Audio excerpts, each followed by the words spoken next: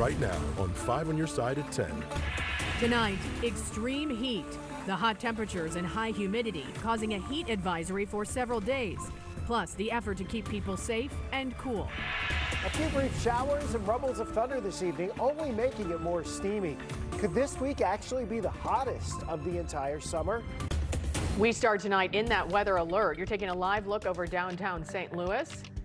Temperatures still in the 80s right now at 10 o'clock. Triple-digit temps are expected over the next few days. Good evening and thank you for being with us tonight. I'm Ann Allred. And I'm Mike Bush. Tomorrow, the entire St. Louis area will be under a heat advisory. So let's get straight over to Chief Meteorologist Scott Connell with that weather first forecast. And the heat continues to build across the bi-state region. Still 89 degrees in St. Louis at this hour. And it's a muggy evening across the area as well. We've had a few sprinkles and showers drifting through the area. Earlier, there were some rumbles of thunder, but that's just making it more humid, really. The most intense heat set for Thursday and Friday, but those afternoon heat indices were above 100 today for most of us, and they will be for all areas tomorrow through Friday, topping out around 110 in the city. And to go along with that, those morning low temperatures, they're only dropping into the upper 70s and lower 80s in town. So we never really get a chance to cool off all that much. Still some scattered showers out there. Most of what's in the metro area right now, just more or less spritzes and sprinkles. Here's that one little cluster of storms that's just northeast of Vandalia. You've got quite a light show from Ramsey and Vandalia and Fayette County looking north and northeast. But outside of that storm, everything else is just spritzes and sprinkles. Maybe an isolated shower, isolated storm. That chance will continue into early tomorrow morning, but our low tonight in town right around 80 degrees. More on the heat and the humidity and when it might break in just a bit, Mike. And tonight, St. Louis area leaders are doing everything they can to help people stay safe in the extreme heat. And as many struggle financially, the need for utility assistance is on the rise. Robert Townsend is live downtown with more on how groups are lending a helping hand. Robert.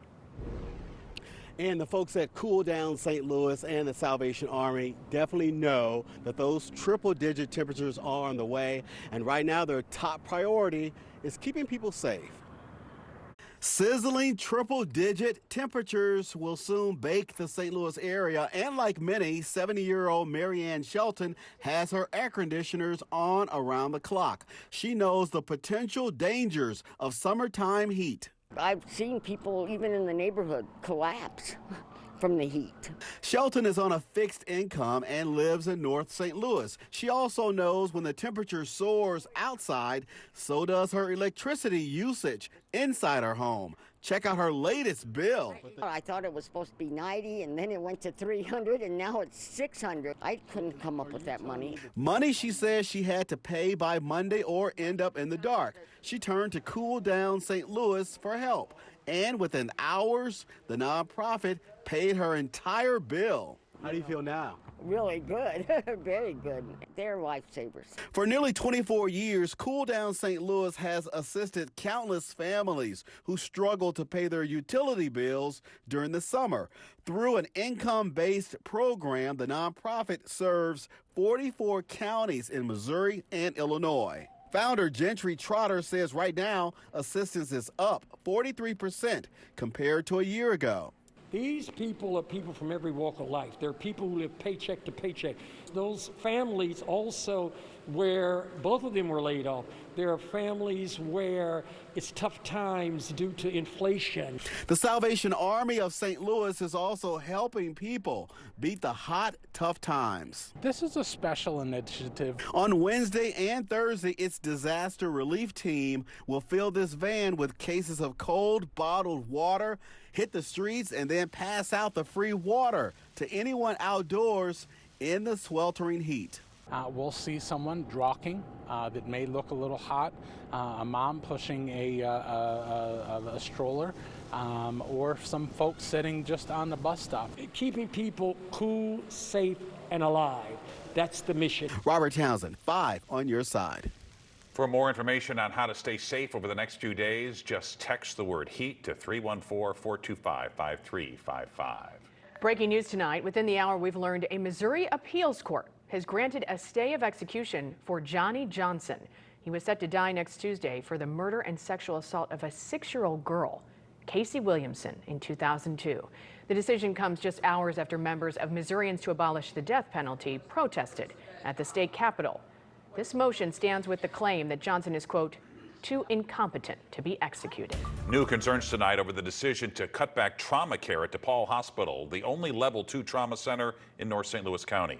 Brent Solomon is just back from speaking with the head of the local NAACP chapter. And Brent, what is he telling you? Mike, John Bowman heads the county NAACP, and he also wears another hat. He's a director for the Northeast Ambulance Emergency Fire Service.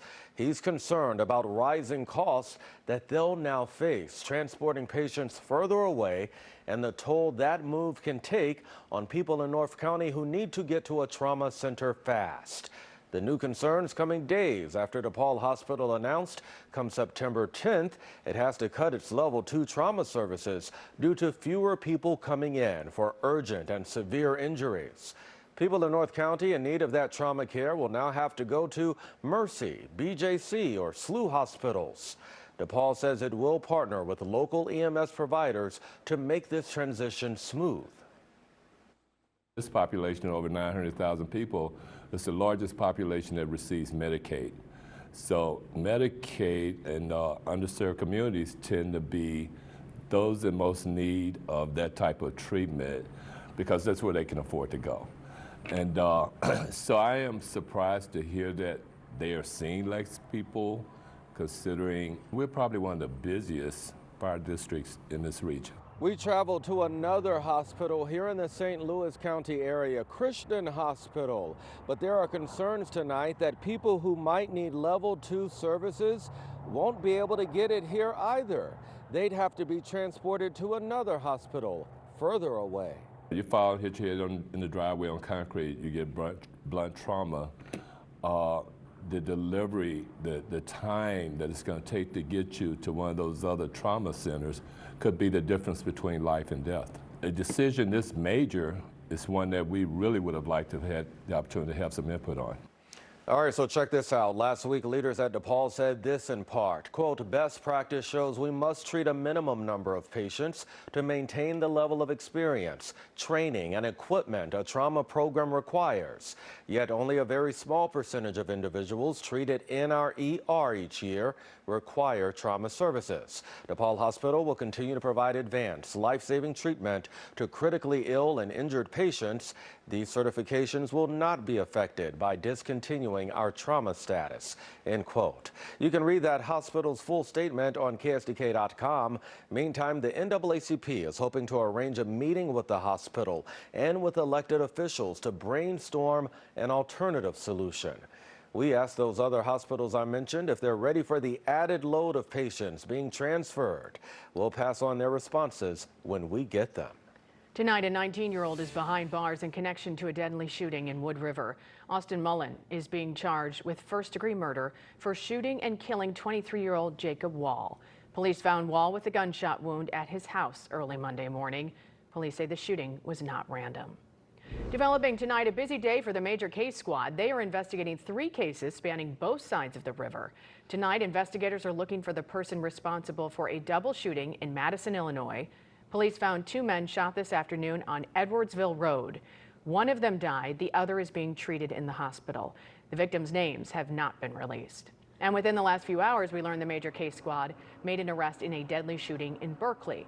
41-year-old Robert Eriks Jr. of Ferguson faces first-degree murder charges. He is accused of killing 30-year-old Patrick Durley. He was found shot to death in a parking lot on Frost Avenue early this morning. Eriks is being held on a $1 million cash-only bond. Tonight, the Major Case Squad and their investigators are also looking for the person responsible for a deadly shooting on a Metrolink train. It happened early this morning at the Jackie Joyner Kersey Center station in East St. Louis. Police believe the shooter was on the platform and fired multiple shots into the train. 23-year-old Turian Austell was shot. When the train reached the Washington Park station, Austell was taken to the hospital where he died. Anytime that something like this happens, we're very saddened. We work diligently to try to prevent as much of this as we possibly can. Metrolink recently announced it will be putting some metal detectors at certain stations. They're rolling it out with a 4-week pilot program, which will be starting soon. Just hours ago, a lawsuit was filed to block a bill that prohibits minors in Missouri from accessing transgender health care. The ACLU filed the lawsuit to block Senate Bill 49, which was signed by Governor Mike Parson last month. The lawsuit makes no reference, though, to another bill that requires athletes to compete on sports teams that match the sex they were assigned at birth. If you ever wanted to open a marijuana dispensary, now may be your chance. Starting Thursday, budding entrepreneurs can apply for a micro business license. Laura Barczewski joins us now with more on the qualifications that have to be met. Laura? Yes, Mike and Ann, the idea behind these micro business licenses is to give back to the communities that were harmed by marijuana prohibition and even have some of the owners be people who were previously in jail with marijuana offenses.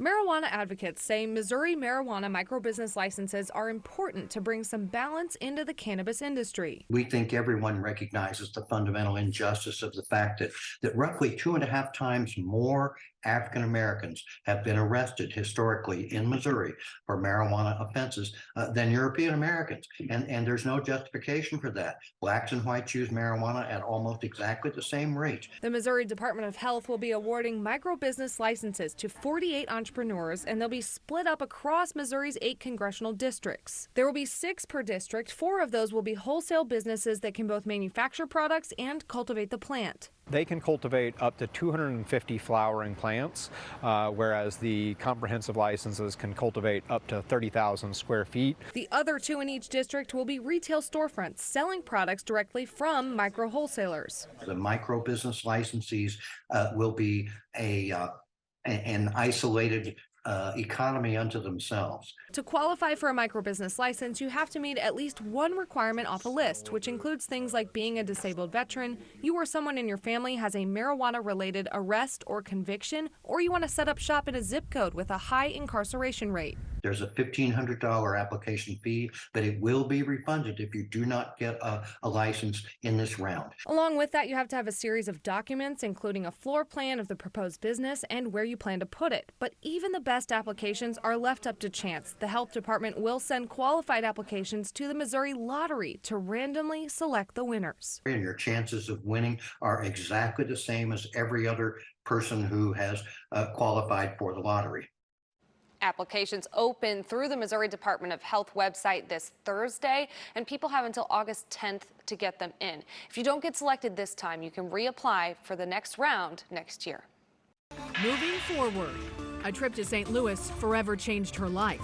Now a Tennessee teen is preparing to do something she hasn't done in months. A summer of smog has left many searching for a breath of fresh air. More of like that burning plastic, not just the smoke from a campfire or a barbecue. Tonight, the products to help protect you from the dangerous air quality. A weather first weather alert for Wednesday through Friday as the afternoon heat indices exceed 105 in the urban corridor. Just how long we have to deal with this searing heat and stifling humidity. A presidential proclamation is now in place to establish a national monument for the black teen whose lynching served as a catalyst to the civil rights movement. 14-year-old Emmett Till was killed in Mississippi by a group of white men in 1955. Today, President Joe Biden designated 3 locations in Chicago and Mississippi to honor Till and his mother, Mamie Till Mobley. Today would have been Emmett Till's 82nd birthday. Tonight, UPS and the Teamsters Union have reached a tentative deal on a new contract for its workers. A potential strike was set to begin as early as next week. It could have affected U.S. supply chains right before the back-to-school season. The new deal raises wages for all workers, creates more full-time jobs, and includes workplace protections. This is what we hope for them to not only, treat us accordingly, but treat us better, treat us like we deserve to be here. We worked hard, we put in a lot of time and effort, people sacrifice a lot. So it's like, that's a start, and we're happy about that. Union leaders will meet Sunday to review and recommend the tentative agreement. Members will vote on the deal from August 3rd through August 22nd. Tomorrow is a big day for Janae Edmondson. She's the Tennessee teenager who lost both her legs in a crash in downtown St. Louis back in February. Janae will get her first set of prosthetics tomorrow. Her mom says this will be the first time in more than 5 months she'll see her daughter stand or walk. A GoFundMe page has raised more than $830,000 for her recovery, and you can still donate by texting the word support to 314-425-5355. Someone out there could be $822 million richer. That is the jackpot for tonight's Mega Millions drawing. The winning numbers were drawn just moments ago. Grab your tickets. Tonight's winning numbers are 3, 5, 6, 44, 61, the Mega Ball, 25. Smoke from the Canadian wildfires has sparked air quality advisories across much of the United States over the last few months. And now millions of Americans are bracing themselves as another wave of smoke makes its way across the border. Tonight's Consumer Reports shares how to monitor the air quality around you so you can stay safe. That thick orange haze from Canadian wildfires had many Americans here in St. Louis and on the East Coast running inside for cover. It was the scariest looking sky I've ever seen in my life. And it smelled like acrid, as though it was burning wire and kind of more of like that burning plastic, not just the smoke from a campfire or a barbecue. Obviously we knew where it was coming from, but it was kind of like end of the world-ish feeling. Along with being uncomfortable, polluted air can also be harmful. Microscopic particles in smoke are linked to asthma, coughing, difficulty breathing, and even non-fatal heart attacks. Consumer Reports says there are numerous steps you can take to stay safe. Sign up for air quality alerts from your public health department. You can also get your area's current air quality ratings and future air quality forecast on the Environmental Protection Agency's Air Now website and app. Other apps, IQ Air, Plume Labs, and Purple Air, also monitor air quality index values. But the best thing to do when pollution levels are high, stay inside and keep outdoor air out of your home. Seal doors and windows with weather stripping and even duct tape. Stay away from laundry and bathrooms that may have ducts open to the outside. And look for an air purifier with a HEPA filter to get smoke out of your home. A carbon filter will help it get the smell of smoke out too. To evaluate air purifiers, Consumer Reports injects smoke particles into a sealed room and uses a counter to measure the number and size of the particles. Top in Consumer Reports test for dealing with smoke is the Allen Breathe Smart 75i Pure and the Blue Air Blue Pure 211 Plus Max. I would definitely get an air purifier. If you do have to go outside when the air quality is bad, Consumer Reports suggests wearing an N95 mask. We are talking about that dangerous heat. We're under a weather alert tonight. Chief Meteorologist Scott Connell joining us now with the Weather First forecast. Scott, yeah, it it's has all just about been wild weather at one after the other. Yeah, it's all about the heat over the next few days. We won't have air quality problems to worry about tomorrow because the winds will actually be a bit gusty during the afternoon. That'll kind of disperse any pollution.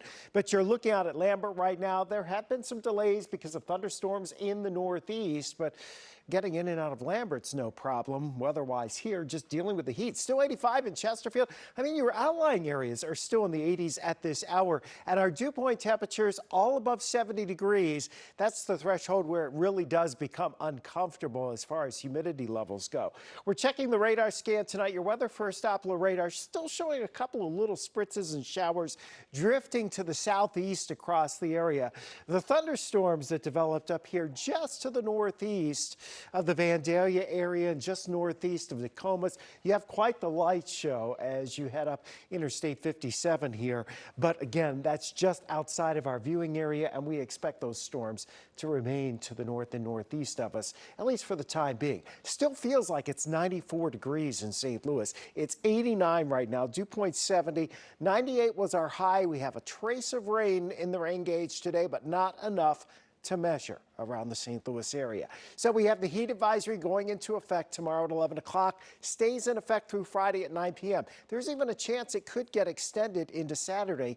Here's why. You look at the heat index each day. We'll take it day by day. So Wednesday, 103 to 107 degrees for your heat index during the afternoon hours. On Thursday, it's probably a degree or two higher than that. We might be right around 110 in St. Louis. And then on Friday, similar values. We do back it off a little bit on Saturday, but there is the chance it could still bump up a little bit depending on what we're dealing with the front and clouds and the potential for rain.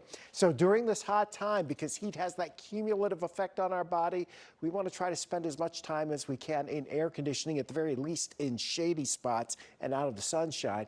Check on your neighbors, especially the seniors. Make sure they're using that air conditioning, and stay hydrated. Don't overexert yourself. Take frequent breaks. You really can't drink enough water, and we mentioned it earlier, CoolDownSt.Louis.org, great resource for us in St. Louis. And the object of the mission, or the mission, is to keep people safe, keep people alive. You know, back in 1980 and previous years, we had some big problems with heat. We're trying to avoid that kind of situation now. We have the disturbances sliding through, so we still might see a scattered shower or thunderstorm toward daybreak tomorrow.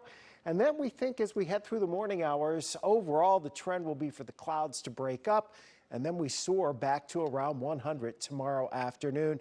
Your heat index values through the day tomorrow, again, by lunchtime, they're at or above 100 degrees across the area. 3 weather alert days for you, Wednesday, Thursday, and Friday. Overall rain chances the next few days are fairly low, and even into next week, the heat will stick with us. All right, Scott, thanks. Holden Kerwicki is in for Frank, and he's here with what's next in sports. Well, Mike, we're less than a week away from the trade deadline, and the hot stove is heating up. I'll explain the latest intel on who the Cardinals plan to keep coming up next in sports. The Sports Desk is sponsored by Jim Butler Chevrolet, the Midwest's #1 Chevy dealer 10 years running. It's no secret the Cardinals' first half was historically bad.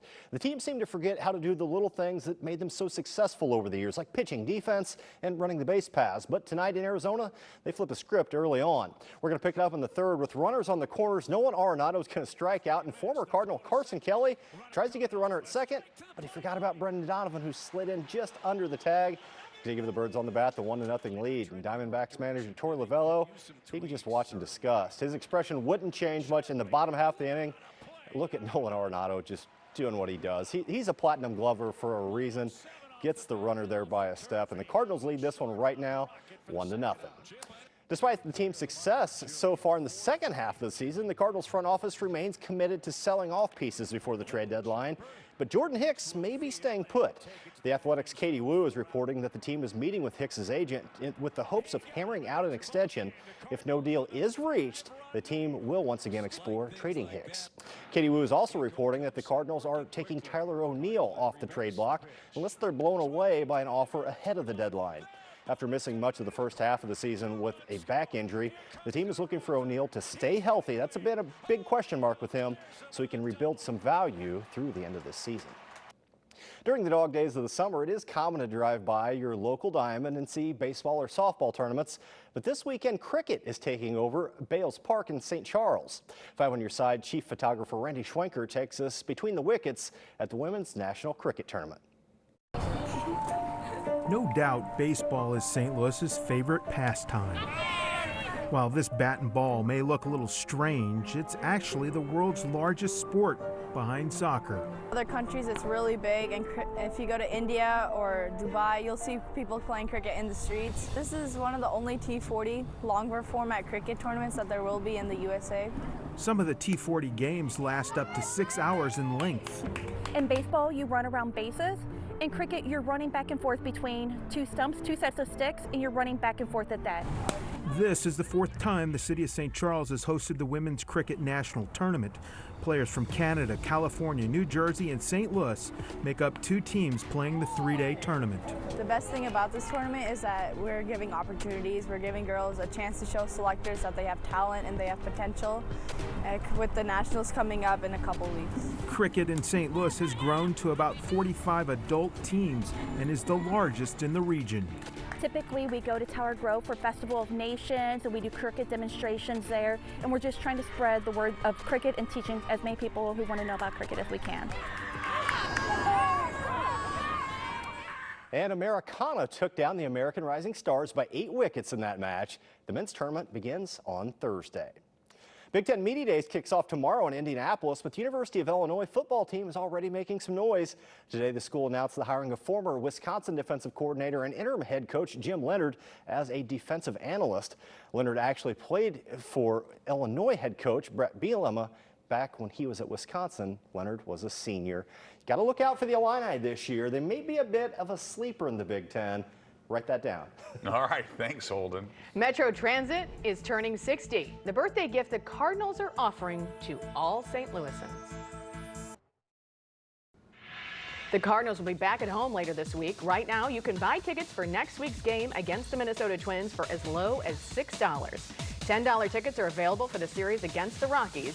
The discount is part of Metro Transit's 60th birthday celebration. Lego lovers will want to head to Queenie Park this weekend.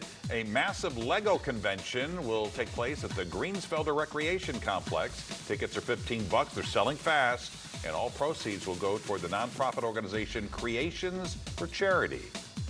And there you have it, 5 on your side at 10. The Tonight Show starring Jimmy Fallon is next. Thank you so much for joining us. Start your day with Today in St. Louis beginning at 4 a.m. and have a great tomorrow.